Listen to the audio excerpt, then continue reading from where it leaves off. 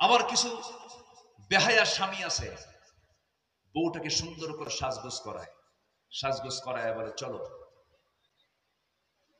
Hyundai চড়ালো। কি হুন্ডার নাম জানো? R15। এই যে কে যেন কইছে R15, ওগুলো তো চড়াও যায় না।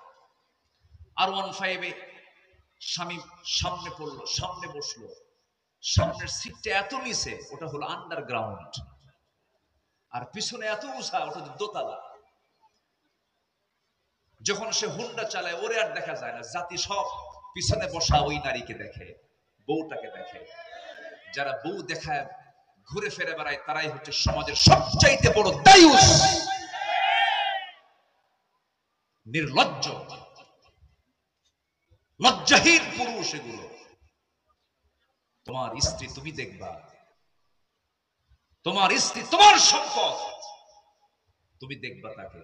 তুমি কেন জাতিকে দেখিয়ে জাতিকে রোগী বানাবা? ফায়াতমাআল্লাযীনা ফি কলবিহিম মারাদ, যাদের দিলে অসুখ আছে, রোগ আছে, সে রোগটা তাদের বেড়ে যাবে। এজন্য সমাজের নারী সম্মানের নিশ্চয়তার জন্য একমাত্র কার্যকর পদ্ধতি হতে পারে পর্দার বিধান।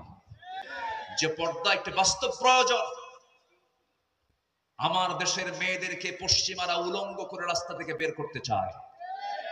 আমরা আমাদের মা নামক সম্পদকে আমরা উলঙ্গ হতে বের হতে দিতে পারি না। মাদের সম্মান আছে না নাই? মাদের ইজ্জতের দাম আছে না নাই?